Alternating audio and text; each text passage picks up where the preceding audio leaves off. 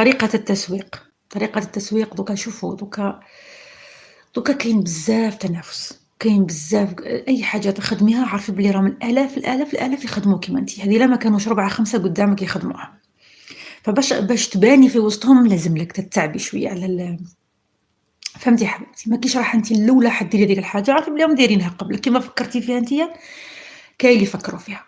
ففي الأول يكون شوية قلت لك السعر تاعك يكون شوية ناقص، أما باش تباني باش ديري اسمك.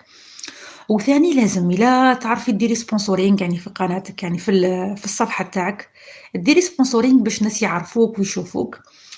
إذا تعرفي كاش وحدة معروفة، يعني أنا ننصح بالمؤثرات هي عندهم تأثير يعني صح. كاش مؤثرة هكا إلا قدرتي توصلي ليها تعطي لها يعني منتوجك وهي دلك عليه الإشهار ثاني يكون مليح. كاش وحدة تعرفيها في الخدمة تكون تخدم في كاش شركة ولا في كاش حانوت ولا تحط لك المنتوج تاعها تدي لو كان تدي معاك النسبة معليش تحطه عندها وتوريه للناس ولا تقول لهم شوفوا الشريط ولا راح تساعدك بزاف. هي كنت تدي معاها تدي حقها معليش، فراح تتعبي شوية على التسويق. شوفوا الوقت اللي أنا فيه لازم نتعلم التسويق باش تقولي لي أنا في الدار نقدر نبيع ما تقدريش، حتى وتكون خدمتك مليحة خير من تاعهم، حتى وتكون خدمتك متقونة الناس إلا ما جربتهاش وما تعرفهاش ماهيش راح تشري عليك. تقولي كيفاش هذيك الخدمة تاعها عيانة ومش متقونة لأنها عرفت كيفاش تسوق لروحها. فالتسويق هو المهم باش اسمك ينعرف وباش منتوجك يبان. اختي هل كاين محل في العاصمه او الجمعيه نخيطو نحطو فيه باش نشوفو الخدمه؟ شوفي المحلات اللي يكونوا قراب ليك، شوفي كاش حفافه يعني قاعه حلاقه شوفي معاه لانه قاعه الحلاقه يجوا عندهم بزاف الناس فتقدري تحطي عندها قولي نحط عندك وتدي معايا النسبه يعني تبيع لك. فصالونات الحلاقه تكون يعاونوا الحمام الحمامات المحلات وين يبيعوا المكياج وهذو مواد التجميل وكلش. فجربي حطي عند المحلات اللي يكونوا قراب لك باش تقدري انت فاني تروحي عندهم تدي لهم السلعه تاعك، ما ديريش واحد بعيد من بعد تحصلي. لكن جمعيات ولا ما على باليش، لكن المحلات تقدري ويساعدوك. انا كنت ندير هكا نحط انا لحد الان كاين من ذاك نحط عند صالونات الحلاقه ونخدم ونبيعهم وكلش. فديري حبيبتي هكا جربي. نادية واش قالت لي انا نسكن في فيلا في الريف ما نقدرش نكري في لافيل، ما ديري اقتراح اختي كيفاش ندير مشروع من الدار لاني عندي لتساع من العمل ناقص بزاف.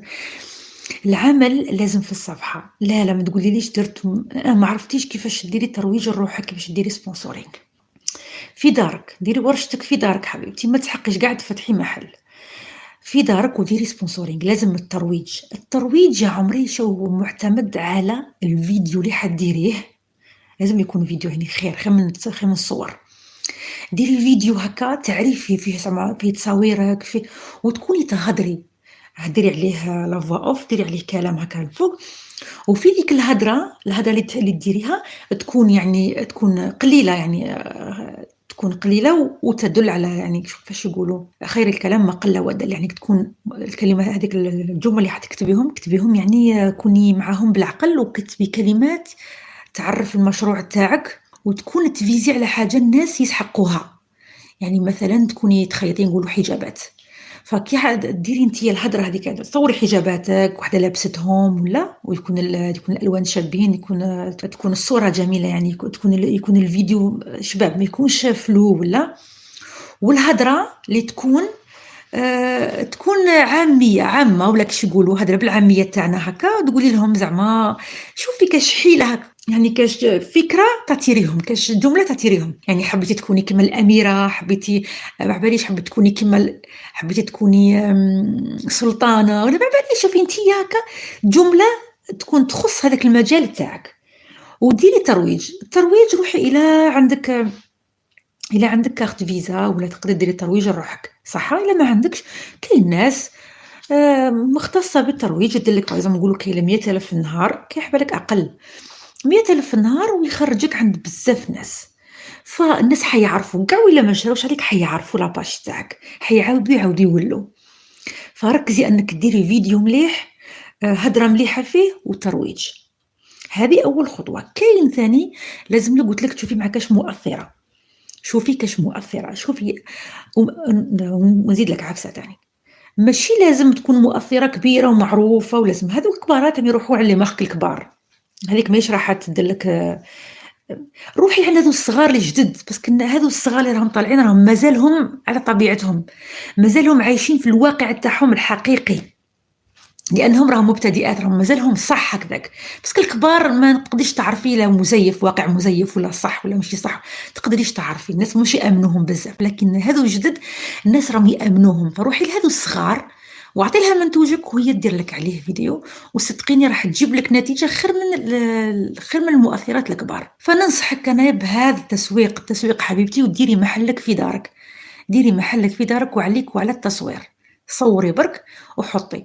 والتيك توك، التيك توك فاني يمشي تيك توك كأنه يخرج للناس، يعني ماشي لازم ترويج ولا يخرج للناس، فيديو صغير في التيك توك وحطي، التيك توك هو اللي يساعدك بزاف باش الناس يعرفوك. انا فتحت مشروعي وكي ما لقيتش الدعم من زوجي والعياط تاع الناس بعت كل شيء ودرك راني نخدم غير من في الدار. ما لقيتيش الدعم من زوجك؟ فهمت انا الزوج علاه ما يدعمش مرتو؟ علاه يا اخي الفايده تاعك هي الفايده تاعو؟ ما فهمتش، الا اذا كنتي مقصره يعني من جهه دارك ولا ما على باليش كنتي بالك كانوا يجوه الناس للدار وما كانش يحب، يعني فانية كاين رجال ما يحبوش هذا الشيء فيكون سبب. شوفي كي يكون سبب يعني راجلك ما حابش ولا خلاص ولا العياط ولا حسيتي حاجه ما لا عارفه بلي كاينه حاجه راكي ديري فيها نتيا ما راهيش مليحه، يعني كنتي ديري كلش عادي ومليح ما كش راح تلقاي هذول العراقيل، لكن كي تلقاي العراقيل عارفه بلي نتيا راكي ديري في حاجه، يعني حاجه راكي تمشي عليها نتيا ماهيش صحيحه، فيصرالك هذو المشاكل باش تحبسيها. دونك نتيا كما كانش لازم تحبسي كلش هكا، معليش بصح كون جربتي شفتي راجلك زوجك هذا واش الحاجه اللي راهي مديرونجياتو في الخدمه شي هي، وسيتي يعني سيتي شويه غيرتي في الطريقه ولا ما فهم ما على باليش. العياط تاع الناس اللي يقعدوا يعيطوا يعني شوفي الناس بالك تصيبي من اقرب الاقربين ليك يحسدوك في الخدمه ولا ما يعجبهمش الحال، لانه التغيير هذاك ما يعجبهمش، لانه الناس تتونس شغل واحد كي ما يكونش ناجح، ماذا به الناس كاع ما يكونوش ناجحين كما هو، باش ما تفكريش بالفشل اللي راه فيه، هو ماشي كي غير منك ولا يحسدك معناتها به نتيا مش حبك تطلعي، لا هو باسكو انتي كي تطلعي ولا كي تخدمي راكي تفكري فيه باللي هو ماهوش يخدم وماهوش ناجح، فراح تسببي له واحد الاحساس يعني خايب بالداخل يأثر عليك بالحسد تاعو. لذلك ما جربي انك ما تأثريش، جربي انك ما تحكيش على خدمتك بزاف مع الناس اللي تشوفيهم ما يحبولكش بزاف الخير، فما تحكيش على خدمتك، ما تجبديش كاع عليها، ما توريها لهمش كاع، من الافضل باش تكوني مليحه معاهم ما تحكي لهم، ما تقول لهم راني ندير ما رانيش نخدم، تحكيش. وقتاش تحكي على خدمتك احكي لواحد اللي تحسي بلي يقدر يعاونك يقدر ينصحك يفرح لك برك، يعني قلال تقولي زوجك ومش فرحان لك، يعني نحس بلي كاين شويه هنا فعاودي شوفي بقيت تخدمي من دارك حبيبتي، بقيت تخدمي من دارك، ديري الصفحه تاعك واعطي وقت لنفسك ولدارك، ثانيه اعطي وقت لدارك باش ما تحسش بالتقصير، باسكو التقصير بالك هو اللي خلى زوجك يرفض العمل هذا. لكي وحشة حبيبتي بدينا الأسعار اللي راهم يدوروا ما زلت نخيط وما نعرفش حسب حق يدي. الأسعار أنا قلت لكم في الدراوات نحسب من 150، هذا العادي 150 حتى 180 لكن المخايط فيهم خدمة يعني فيهم شوية ديتاي، فعندك من 150 حتى 180 إذا كانوا سامبل تقدري تحسبيها 130 إذا كانت سامبل ورخيصة زعما سهلة. عطوا الأسعار ملاح لرواحكم والله، ما عطوا شوفوا كي تعطي حقك، كي تبداي بروحك وتعطي حقك ما كيش راح تلومي على روحك، مش راح يكون ذاك التأنيب من بعد كي ترقدي في تقولي أنا يا بصح تعبت وما ربحت والو، هذاك التأنيب راح يكتلك من الداخل والله حيضرك بزاف.